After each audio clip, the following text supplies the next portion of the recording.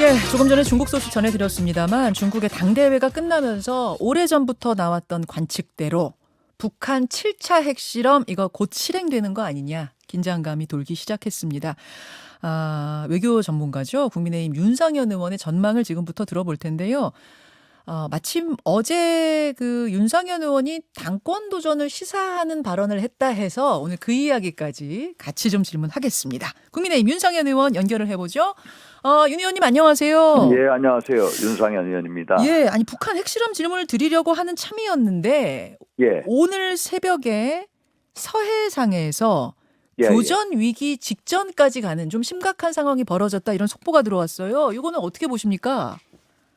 일단 제가 알기로는 북한의 상선이 NLL을 침범했거든요. 예. 그래서 우리 군이 경고 사격을 했고 또 그 경고 사격에 대항해서 이제 북한이 방사포를 쐈다는 거거든요.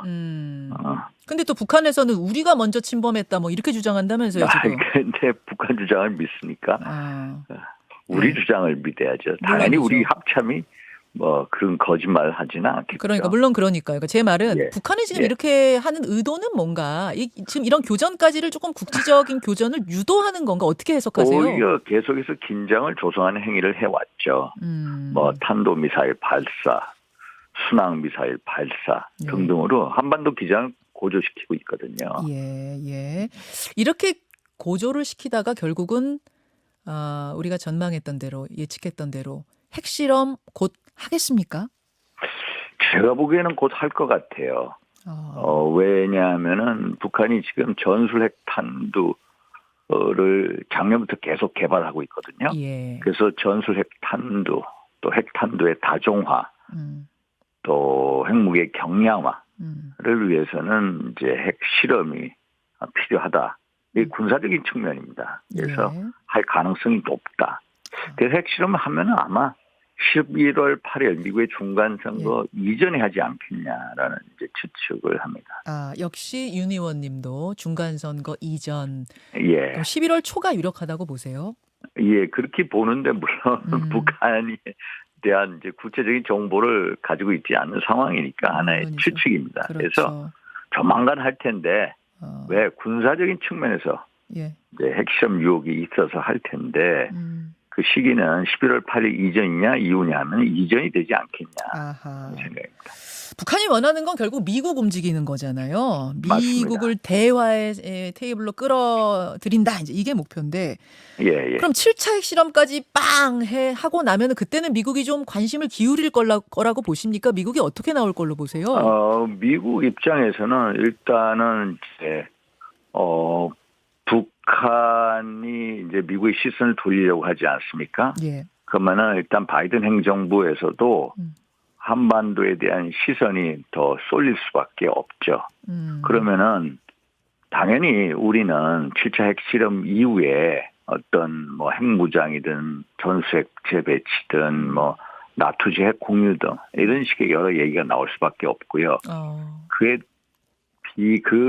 그런 어떤 제의나 얘기에 대해서 미국 측의 어떤 보다 확고한 이제 현실적인 핵 우산 제공 얘기가 나올 것 같고요.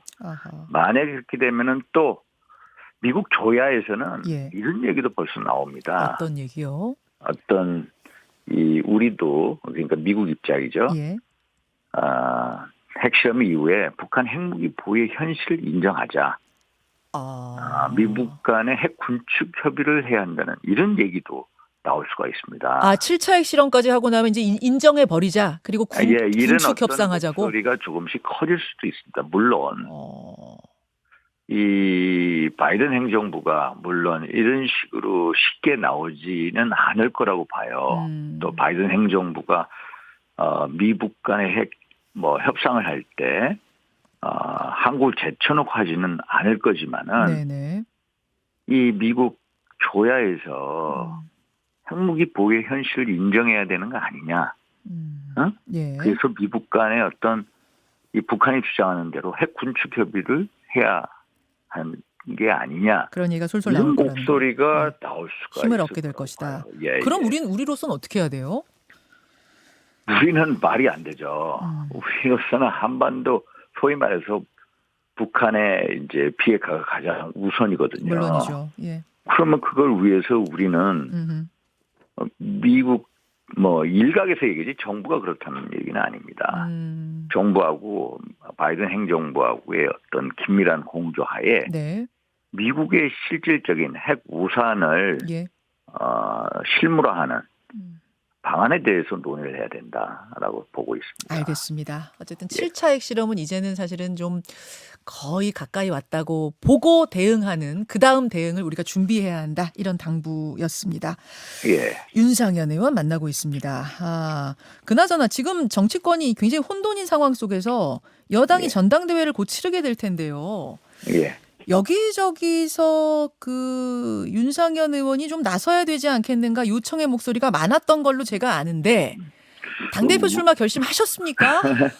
근데 제가 아시다시피 그 수도권 의원이잖아요. 맞습니다.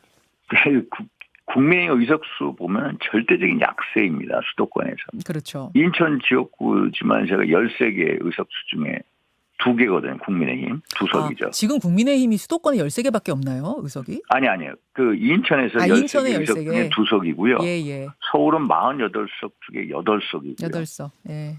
경기도 59석 중에 7석입니다. 그러니까 121석 중에 17석이에요. 맞아요. 예, 17석. 절대적인 약세잖아요. 그런데 현재 민당 당 지도부나 원내 지도부 보면은 60세 미만의 젊은 수도권 의원들이에요. 그럼 다음 총선 승리를 위해서는 수도권 격전이 있을 수밖에 없는데 수도권 총선 승리를 견인할 사람이 누구냐. 응? 정말로 선거를 이기는 방법을 아는 전략가가 누구냐. 그래서 제가 박 대통령 측근이라고 해가지고 뭐 2016년, 2020년 계속 공천 탈락하지 않았습니까? 그러셨죠. 예. 그래서 무소속 생활해왔는데 이제는 웃으면서 얘기하실 정도 됐어요? 상처였을 텐데. 항상 무서웠습니다. 무소속으로 당선되셨죠. 예. 예, 2번 연거푸했는데 예. 그래서 수도권 승리 견인을 위해서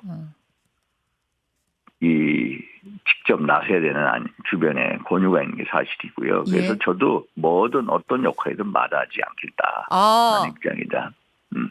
이제 입장 정리하셨군요. 무슨 예. 최고위원 나가는 거 아니냐 이런 소문도 굉장히 여의도에 많았는데 그게 아니고 당대표를 위해서 그렇다면 수도권 뭐든 하겠다. 위해서 난 하겠다. 알겠습니다. 수도권 승리의 견인차가 되겠다는 견인차가 겁니다. 되겠다. 예. 근데 중도 수도권 민심이라면은 안철수 내가 자신 있다 이런 취지의 말씀을 얼마 전에 안 의원도 하셨거든요. 어떻게 생각하세요, 안철수 의원? 안철수 대표 정말 우리 당의 전략적인 자산입니다. 중도층 민심도 중요하지만은 우리 영남 원래 보수 뿌리의 민심도 중요하다. 예. 그리고 당 대표라는 분은 일단은 대통령과의 두터운 신뢰가 우선이고요. 그렇죠? 또 어떤 당내 또 민심의 요구를 과감하게 또 당당하게 대통령한테 전달도 해야 되고요. 예. 또 우리 당이 여러 가지로 개파적인 내용이 있지 않습니까? 예. 그러면은 여러 그 당내 개파를 서로 조정하고 화합시키는 그런 역할도 필요하고요. 또 이 수도권 출신이라면은 어떤 수도권 총무선을 이끌 수 있는 수도권 전략, 메시지, 정책을 내봐야 되거든요. 그러면 수도권에서 정말로 치열하게, 절절하게 싸운 사람들이 나서야 되는 게 아니냐. 이런 측면에서 제가 한번 윤석열 정부의 성공을 위해서 또 총선 승리를 위해서 제 역할을 마다하지 않겠다 이런 생각입니다. 안철수 의원은 수도권 중도에 어필하는 거 맞지만 보수의 뿌리인 TK 이쪽은 아무래도 좀 뿌리가 약하시지 않는가 이제 이런 우려도 좀 된다 그런 말씀으로 들리네요. 예, 여러 이제 그 요인들을 고려할 게 많죠. 제가 한 몇 가지 이유를 대지 않았습니까? 예, 대통령과의 소통이나 이런 거는 안철수 의원이 조금 안 되시나요? 같이 뭐 손잡고 대선도 뛰고 하셨는데. 제가 코멘트 안 하겠습니다. 예. 그거 말씀하시기 좀 곤란하시겠죠. 알겠습니다. 그럼 개혁 보수의 기치를 내건 유승민 전 의원. 이분도 수도권 중도 민심에 부응하고 있는 거 아니냐. 그래서 여론조사 지금 잘 나오는 거 아니냐 얘기 나오는데 어떻게 보세요? 그것도 사실입니다. 중도층 민심을 파고들어 있다라고 봅니다. 유승민 전 의원 같은 경우에. 예. 예. 아, 유승민 전 의원이 그럼 강력한 뭐 경쟁자 맞습니까? 근데 제가 말씀드린 대로 우리 그 국민의힘의 예. 어떤 힘의 원천, 지지의 기반은 영남권 아닙니까? 예. 영남권에서 유승민 전 의원에 대해 어떤 목소리를 내고 있는지 잘 아시잖아요.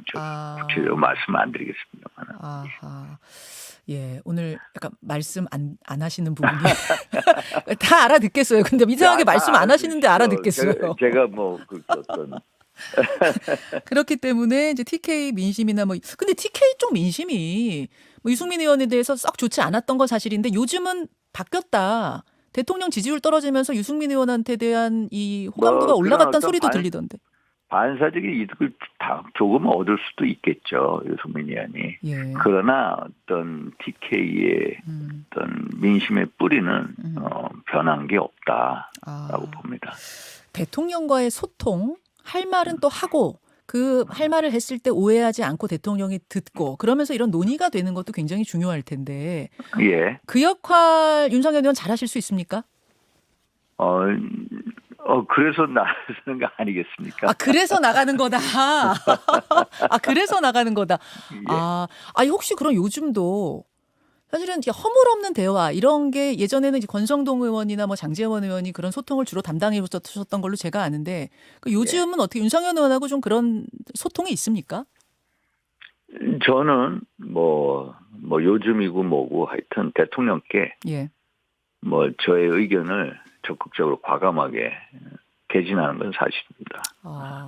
전화 통화 자주 하세요? 저는 필요시 합니다. 그러니까 필요시 쓸데없이는 안 하시죠 원래. 예. 필요시에 전화 통화하시는군요. 예. 진짜로 듣던 대로 시내관이시네요. 시내관인 그건 아니고 시내관이라는 거는 뭐 제가 항상 시내관 뭐 그런 얘기하는데 예. 그건 이준석 대표가 워낙 뭐 여러 이제 그 판단 능력, 뭐 예측 능력상에서 나온 얘기고 기본적으로 시내관이라는 것은 그 윤핵관들에 대한 어떤 실망감의 표현이고 또 윤핵관을 대체할 새로운 사람들이 필요하다라는 반성적 의미의 얘기지 시내관 이퀄 윤상현이다. 그건 아니라고 봅니다. 알겠습니다. 일각에서는 한동훈 장관 차출설이 나와요. 이른바 이제 예. 주류 윤핵관 계열에서 지난주 내내 나왔던 얘기인데 총선에 선대본부장 시켜야 된다. 뭐 아니면은 아예 내년도 열리는 전당대회에서 당대표, 영선 당대표로 한동훈 장관을 뭐 뽑으면 어떻겠냐 이런 얘기까지 나오던데 어떻게 생각하세요? 아니, 법무장관이 어떤 자리입니까? 정말로 정책 중립성, 법치를 상징하는 자리인데 매우 조심스럽게 할 얘기거든요. 그런 얘기 한다고 해서 한동훈 장관한테 결코 득이 될 게 없어요. 대통령한테도 결국 이 얘기는 뭐냐면 너무 국정 운영을 못하니까 한동훈을 가져다 오자라는 의미 아닙니까? 그렇게 해석이 될 것이다. 그렇게 해석이 되는 거잖아요. 오히려 당 내부적으로 우리의 얼마나 여러 자산들을 쓰고 또 인적 자원들을 또 활용해야 되는데 아니 장관직을 잘하고 있는 그것도 정책 중립 의치에서 매우 조심스럽게 처신하는 분을 차출해 오자? 그럼 너희 당은 뭐냐? 그런 소리가 그 수많은 국회의원 110 몇 명이 있는데 너희들은 뭐냐? 이런 소리를 들을 거예요. 그래서 함부로 이런 얘기를 하는 건 아니다. 한동훈 장관 얘기는 1년 후에 해도 빠르다. 본인이나 대통령의 당에다 결코 도움이 되는 얘기는 아니다라고 봅니다. 그렇게 보세요. 아니 윤 대통령 생각, 윤심은 좀 다르지 않을까요? 뭐 윤의 남자, 윤석열의 브레인 뭐 이렇게 불렸기 때문에 그분을 당으로 보내서 뭔가 진두지휘시키고 싶은 이런 마음은 없을까요? 그렇게 보낸다고 해서 지금 당장 당에 온다고 해서 한동훈 장관이 할 수 있을 거다? 그렇게 생각 안 하실 거예요. 그렇습니까? 많은 분들이 당을 아는 분들이라면은 그 생각을 할 수가 없어요. 그게 그렇게 쉬운 얘기가 아니거든요. 그렇습니까? 그 얘기는 당을 갑자기 들어와서 당을 장악하고 진두지휘하고 이런 당에 소통하고 하는 게 쉽지 않다 그런 말씀으로 이해하면 돼요. 쉽지 않아요. 예. 아, 그렇게 하나의 희망적인 사고, 영어로 얘기하면 wishful thinking. 희망적인 사고를 한번 내비친 거라고 봅니다. 아, 그분들은 왜 희망하시는 거죠, 그러면? 예? 왜 희망하시는 거죠? 한동훈 모르겠습니다. 대통령도 그렇게 생각 안 하세요? 그 혹시 대통령 그렇게 생각 안 할 거라고 봅니다. 혹시 그런 부분도 좀 얘기 나눠보셨습니까? 현안 가지고 전화 통화하실 때? 그런 얘기는 안 했습니다. 그건 아니고요. 일부러 그런 얘기는 안 하려고 합니다. 아, 그런 얘기 안 하려고 하세요? 예. 알겠습니다. 예.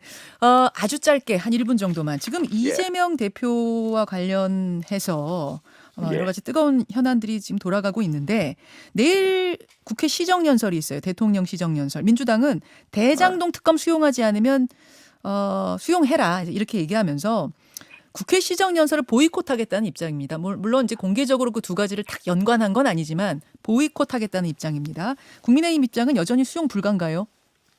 수용 불가죠. 왜냐하면 지금 검찰 수사에서도 유동규라든지 뭐 남욱 변호사들이 관련 증거와 진술을 이렇게 하고 있지 않습니까?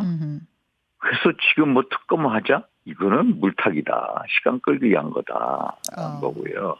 물타기다. 또 이거를 자꾸 야당 탄압이라고 그러잖아요. 예. 어제도 민당 지도부 인사들이. 예.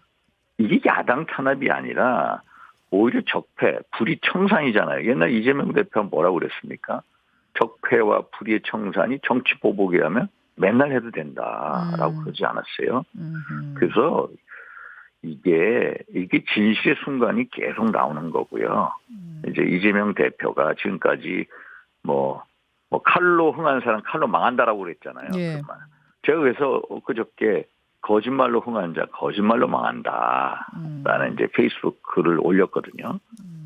그래서 이제는 거짓말 위기를 모면해 왔지만 진실의 순간이 오지 않았나 이런 생각입니다. 그래서 김혜영 그 전 민당 최고위원이 한마디 하지 않았습니까? 역사의 후대 뭐 이제 설화. 네.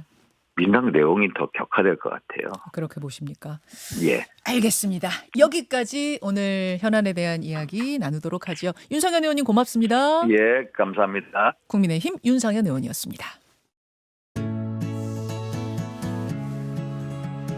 김현정의 뉴스쇼는 시청자 여러분의 참여를 기다립니다. 구독과 좋아요, 댓글 잊지 않으셨죠? 알림 설정을 해두시면 평일 아침 7시 20분 실시간 라이브도 참여하실 수 있습니다.